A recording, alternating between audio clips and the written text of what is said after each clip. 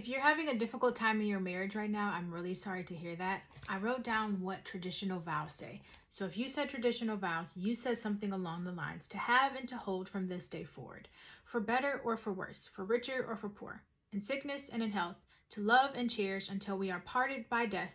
This is my solemn vow.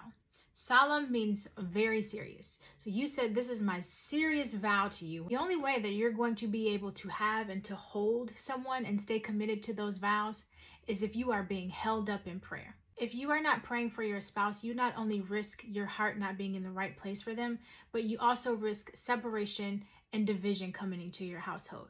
When God created marriage, He created it to be a reflection of His desire to be one and unified with us. When He created marriage, He created it to show how He wants to be committed to us. So if you are not seeing God's love in your marriage, then you need to be praying.